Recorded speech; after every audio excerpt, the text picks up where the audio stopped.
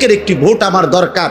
এবার আপনি খারাইয়া মতেন আর বইয়া মতেন, এটা দেখার বিষয় না। আমার ভোট দরকার না, না, আমি ভোটের জন্য আসি না। ইমানদার মুসলমান, কোন মুসলিম বাবা ইমানদার 1000 বার পৃথিবী থেকে জান যাবে, কিন্তু হারাম তো নিতে পারে না, হারাম তো নিতে পারে না। ওই যে বললাম, আমরা এটা বুঝছি যে সন্তানের টাকা পয়সা, সন্তানের কামাই রোজগারির ব্যবস্থা করা, এটা আমি বাবার একক দায়িত্ব। এটা আল্লাহ পারবে না। আল্লাহ ছোটবেলায় মার বুক থেকে দুধ পান করাইছে, এটা যদিও পারছে, ছোট্ট থাকতে পারছে, আল্লাহ 16 বছর 18 বছরের সন্তানকে আর লালন পালন করতে পারবে না। নাই তো ইনসাফ করেন, নাহলে একজন বাবা এখন প্রতিবাদ করেন, যদি কেউ সুদ নিয়া থাকেন, কিস্তি নিয়া ছেলেরে বিদেশ পাঠাইয়া থাকেন, তো আমনে এখন দাঁড়াইয়া প্রতিবাদ করেন যে আমি আল্লাহর জন্য পাঠাইছি, আখিরাতের জন্য পাঠাইছি সুদে।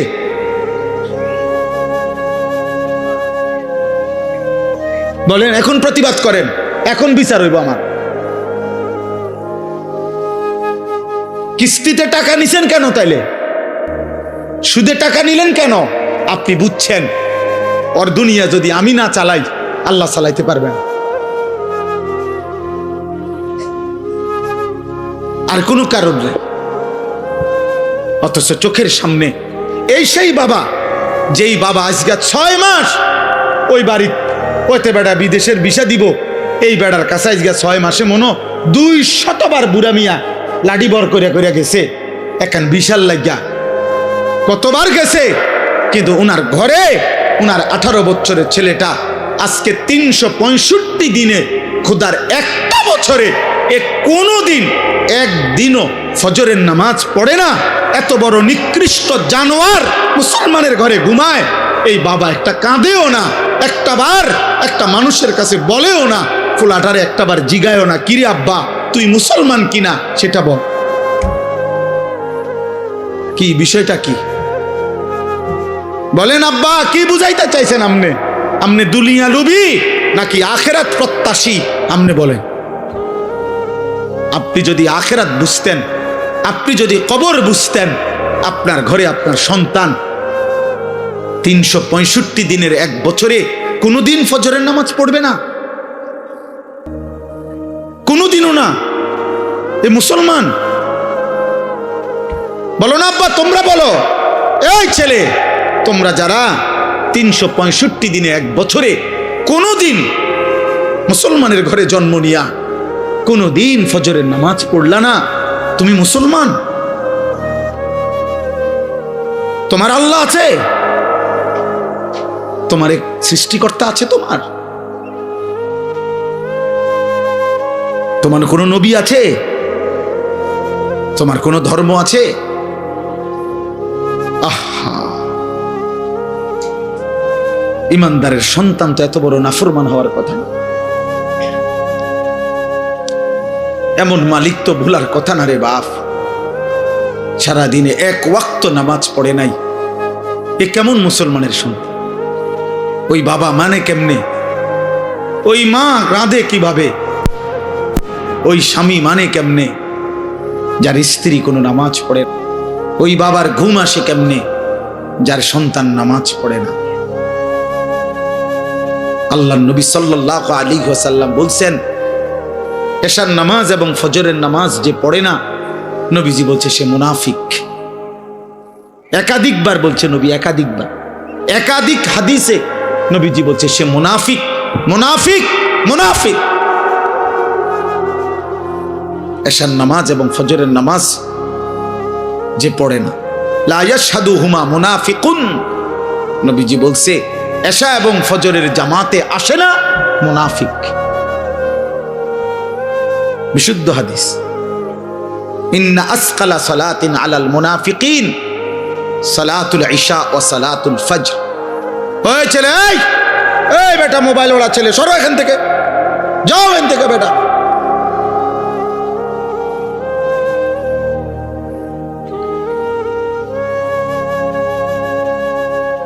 জি, একজন শুনলেও কোনো সমস্যা নাই, একজনের জন্যই বললাম, আমি তো ভোটে দাঁড়াইছি না, যে সবার সমর্থন আমার দরকার, আপনাদের প্রত্যেকের একটি ভোট আমার দরকার। এবার আপনি খারাইয়া মতেন আর বইয়া মতেন, এটা দেখার বিষয় না, আমার ভোট দরকার। না না, আমি ভোটের জন্য আসি না, আল্লাহর কথা বলতে আসছি, আখিরাতের জন্য আসছি। তোমরা একটা ছেলে বলো আব্বা, বিষয়টা কি, কি বুঝাইতে চাচ্ছ? আমি দাঁড় করাই, এই এখন এখানে যদি 200-400 ছেলে বসে থাকো, যদি তোমরা 300 ছেলে হও, 500 ছেলে হও, 200 ছেলেও যদি হও, তো তোমাদের অধিকাংশ ছেলে বেনামাজি, চেহারা দেখলেই বোঝা যায়। এমন পাষাণ হইলা কেমনে বাপ, এমন মালিক রে সেজদা দিলা না কেমনে? একজন বক্তার চেহারা দেখে কি হবে আব্বা? অন্ত দেখলা ভাইয়া, আমি হাত জোড় করে বলি, নওজওয়ান আমার তো দেখছো, আমি আসছি, খালাস, দেখা তো হইছে, চেহারা তো দেখলা, অতএব বেনামাজি, এবার তুমি চলে যাও, আমি অনুমতি দিলাম, যাও বাবা চলে যাও। যার কপালে সেজদা নাই, একটা সেজদা যে দিল না, ও তো আল্লাহর দুশ্মন, ওর ভালোবাসা দিয়ে আমি করবো কি? আমার লগে ছবি উঠাইবা, আমি আসি, ছবি উঠাও, ছবি উঠাইয়া ফেসবুকে দাও, কোন বিবেকবান মানুষ বলবে, হে যুবক, হয় তুমি হুজুরের মতো না হুজুর তোমার মতো, বলো একটা করো, হয় হুজুরকে তোমার দিকে নাও, নয়তো তুমি হুজুরের দিকে আসো, একদিকে হও। বলবে না? কথা বলে না, বলবে না? বলো না বাপ। অতএব আমি এটা বুঝাইতে চাইলাম, আপনাদের বাবাদেরকেও বললাম, আজ স্বার্থপর মা বাপ শুধু সম্পদের হিসাব মিলাইতেছেন। সম্পদ আপনার চোখের সামনে 20 বছর যার স্ত্রী পর্দা করে না, এটা কোনো বেডই? তুমি বেটা কোনো স্বামী বেটা, কাপুরুষ তো এত কাপুরুষ হয় না বেটা। মুসলমান তো দূরে থাক, আত্মমর্যাদা যার আছে, আত্মসম্মান, আত্মবিবেক, তার স্ত্রী বিউজি, বেটি আমার বউ, আমি বিবাহ করলাম, হালাল পবিত্র স্ত্রী আমার, উমার রং চায় রাস্তার বেড হইত, উমা এটা কিতা, আমনি কিতা, আমনি প্লাস্টিক নি, আমনি কিতা আসলে, আমি এটা কি জাতের বেড হইতাম না? আপনার গায়রতে লাগে না? আপনার প্রেস্টিজে লাগে না? আত্মসম্মানে লাগে না? আত্মসম্মান মানুষের শ্রেষ্ঠ নিয়ামত, গায়রত। এটাকে অহংকার বলে না, এটাকে বলে আত্মসম্মান। অর্থাৎ আমার ধর্মের একটা ইজ্জত আছে, আমি এক রবের গোলাম, আমি এক নবী মুহাম্মদ সাল্লাল্লাহু আলাইহি সাল্লামের উম্মত। নবীজির একজন সাহাবী, মাত্র 16 বছর বয়সের যুবক কিশোর, মুসাইলামা কাজ্জাব, মিথ্যা নবী দাবিদার, ওনাকে আটকাইছিল। ভণ্ড এই পৃথিবীতে প্রথম যে ব্যক্তি নিজেকে মিথ্যা নবী দাবি করছিল, নবীজির জামানার শেষে, ইন্তেকালের পূর্ব মুহূর্তে, মুসাইলামা এই নিকৃষ্ট কাফের বেঈমান নবীর ওই সাহাবী, কিশোর সাহাবীকে আটকায় ফেলছিল, বন্দি করে বলছিল, তুই শুধু একবার বলবি আমি মুসাইলামা আল্লাহর নবী। উনি বলছে, আমি 1000 বার বলবো আনতা কাজ্জাব, তুমি মিথ্যাবাদী। বাল মুহাম্মাদুন রাসূলুল্লাহ, বরং মদিনার বন্ধু আমার মুহাম্মদ, তিনি আল্লাহর রাসূল। আমরা কিতাবে পড়ছি, মুসাইলামা এই সাহাবী 16 বছরের, এই বাবা শোনো, 16 বছরের এই সাহাবীকে শরীরের একটা একটা অংশ টুকরা টুকরা করে কাটছে, হাত, নাক, চোখ, কান, জিহ্বাটা কাইটা, সারাটা শরীর কাইটা কাইটা। খোদার কসম, আমি উর্দু কিতাবে পড়ছি, এভাবে গোশতের টুকরা যেভাবে পিস পিস করে, এরকম গোশতের টুকরার পিস পিস করে এরপরে ছিন্ন ভিন্ন করে ছিটাইয়া ফেলে দিছে, ওনাকে শহীদ করে দিছে। আল্লাহর কসম, এই খবর যেদিন মদিনায় ওনার মার কাছে আসছে, মা উম্মে আম্মারা, ওই মাও মহিলা সাহাবী ছিলেন, হাবিব ইবনে জায়েদের মা উম্মে আম্মারা, এই মহিলা ওনার কাছে আইসা সাহাবীরা অন্যরা বলছে, মা তোমার সন্তান হাবিব, ওরে মুসাইলামা ভণ্ড বেঈমান হত্যা করছে, শহীদ করছে। তোমার সন্তানের একটা একটা টুকরা শরীর পিস পিস করে ফেলছে, কিন্তু তোমার সন্তান শেষ মুহূর্ত পর্যন্ত নবী মুহাম্মদকে রাসূল বলছে, আর ওরে মিথ্যাবাদী বলছে, কাজ্জাব বলছে, কাজ্জাব। আল্লাহর কসম, ওই মা একটা চিৎকার দিয়া বলছে, লিহাযাল ইয়াউম আরদাতুহু, মদিনাবাসী, এমন একটা দিনের জন্যই আমি আমার সন্তানকে বুকের দুধ পান করাইছি। আমার সন্তান আমার বুকের দুধের হক আদায় করছে। আমি 2 বছর বুকের দুধ পান করাইয়া আমার দিলের স্বপ্ন ছিল সন্তান আমার আল্লাহর জন্য জান দেবে, আমার রাসূলের মহব্বতে জীবন দিবে। আমার সন্তান জান দিছে, শহীদ হইছে, আমার দুধের হক আদায় করছে। আমার মা, আমি সার্থক মা, আমার সন্তান শহীদ হয়েছে। আজকে তোমরা যুবক যারা, তুমি একবার বলো তো তোমার মারে এখন জিগাইবা যাইয়া, তোমাদের যাদের মা আছে, যে মা 2 বছর আপনি বুকের দুধ আমারে পান করাইছেন, কতবার আমারে বুকে, ওই যে দেখেন উনি ওনার সন্তানকে বুকে জড়ায় রাখছে। এইভাবে প্রতিটা সন্তান বাপ তোমাকে তোমার মা 1000 বার, লক্ষ বার বুকে জড়ায় রাখছে, কতবার আদর করছে, চুমা দিছে গালে মুখে, গালে মুখে।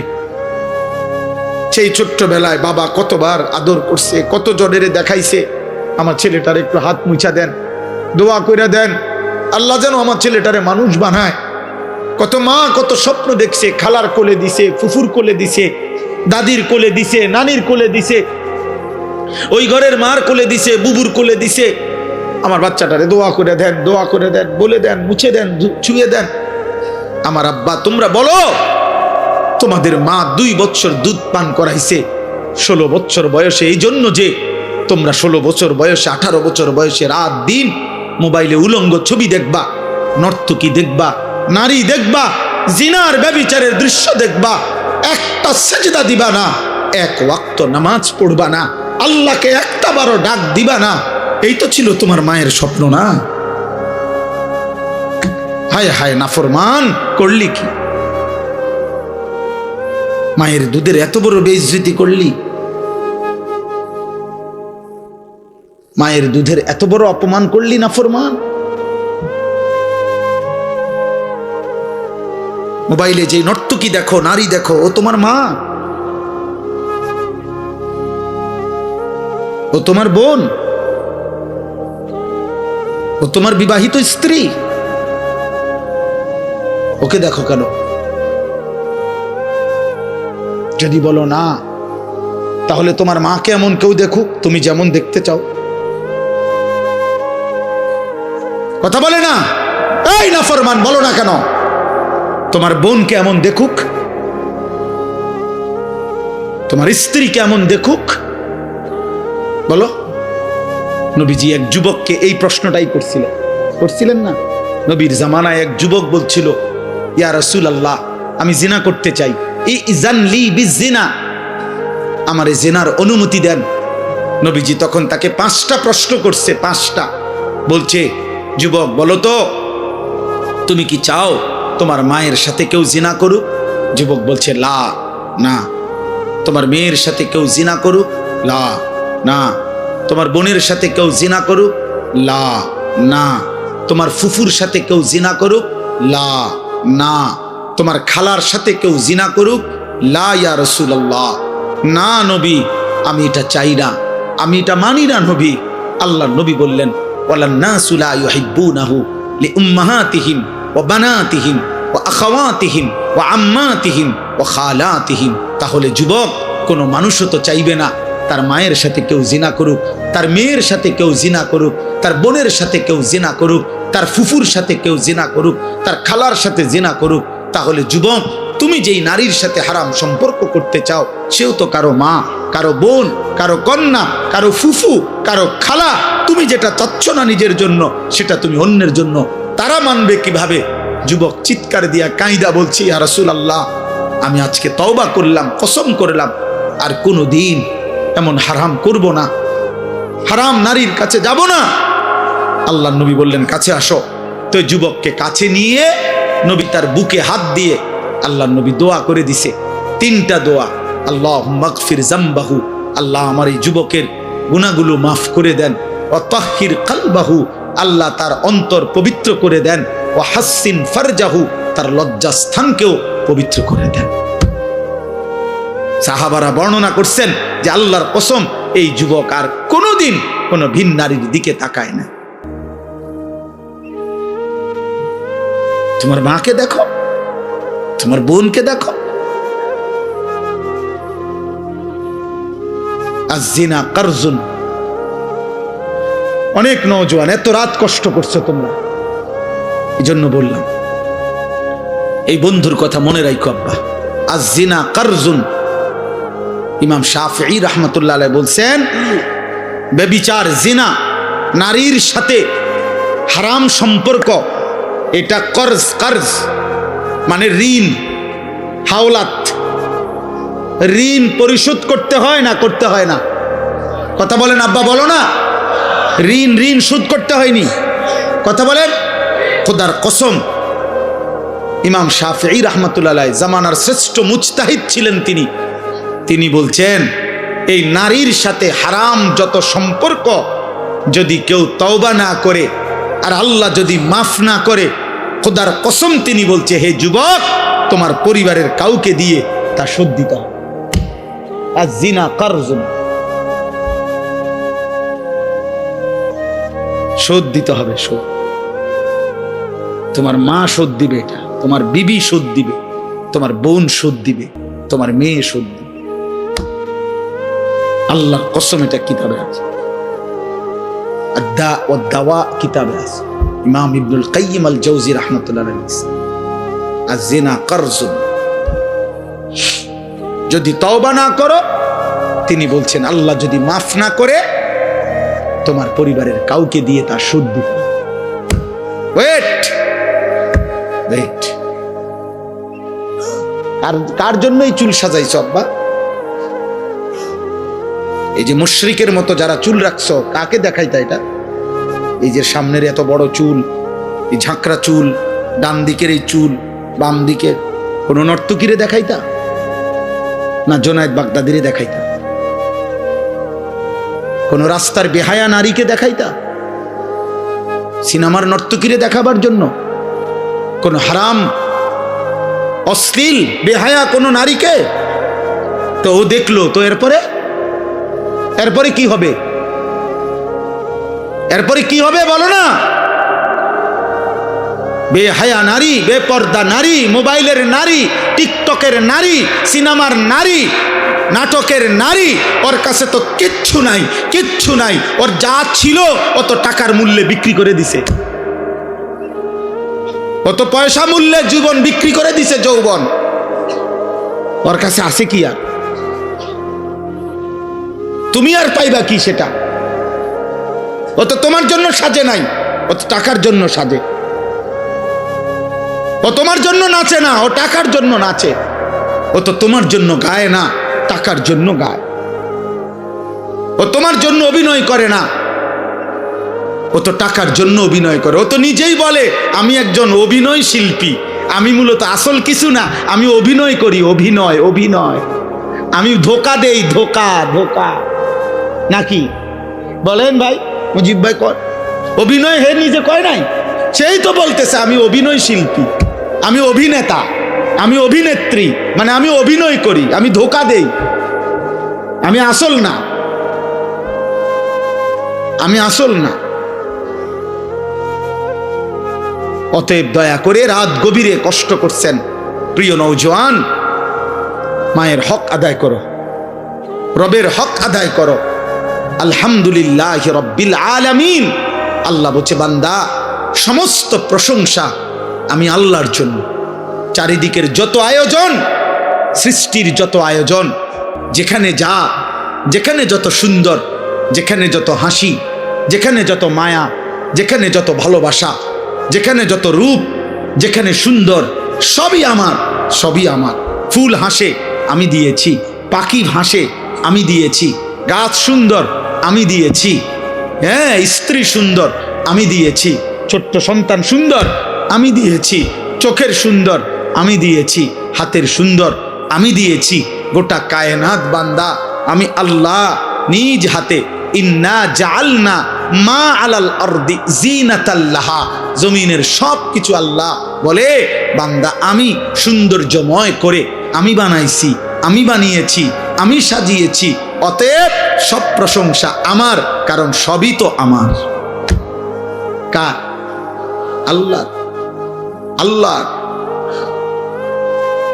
তুমি আমাকে ডাকো না কেন? চারিদিকের যত আয়োজন সব তো আমার, তা আমার কথা মনে পড়ে না? একবারও বলবা না তুমি আলহামদুলিল্লাহ? এমন সুন্দর খাবার খাইয়া শেষ করলা, একটা বারও জবানে বললা না আলহামদুলিল্লাহ? 6 ঘন্টা ঘুম থেকে জেগে উঠলা, একবারও বললা না আলহামদুলিল্লাহ? হ্যাঁ, একবার যদি 10 মিনিট পেশাব বন্ধ হয়ে যায়, পায়খানা বন্ধ হয়ে যায়, কি হবে বান্দা তোমার? হার্টের সার্কুলেশন যদি বন্ধ হয়ে যায়, কি হবে বান্দা তোমার? রক্তের শিরা উপশিরায় চলমান ধারা যদি বন্ধ হয়ে যায়, কি হবে তোমার? আমার ড্রাইভার, তার ছোট্ট বাচ্চা মেয়ে হয়েছে নতুন, আজকে 1.5 মাসের মতো, সামান্য বলতেছে হার্টে সামান্য একটু সমস্যা। আজকে 1.5 মাস ধরে হসপিটালে, জন্মের পর থেকে বেচারা 1-2 দিন গাড়ি চালায়, আবার অন্য আমার আরেক ড্রাইভার ভাই চালায়, আবার আসে আবার যায়। তাইলে এই সামান্য একটু স্বাভাবিকতার এলোমেলো হলে তামাম দুনিয়া দিয়েও তো কুলাইতে পারত না। আল্লাহ ভালো না রাখলে, আল্লাহ সুস্থ না রাখলে, আগামীকালকের ভোর যদি না ওঠে, দোস্ত আমার সারাদিনে 1 ওয়াক্ত নামাজ পড়লা না, দিন রাত মোবাইলে নারী ছবি অস্থির দৃশ্য দেখে রাতের 3টা পর্যন্ত ঘুমাইলা, এই ঘুম যদি না ভাঙ্গে,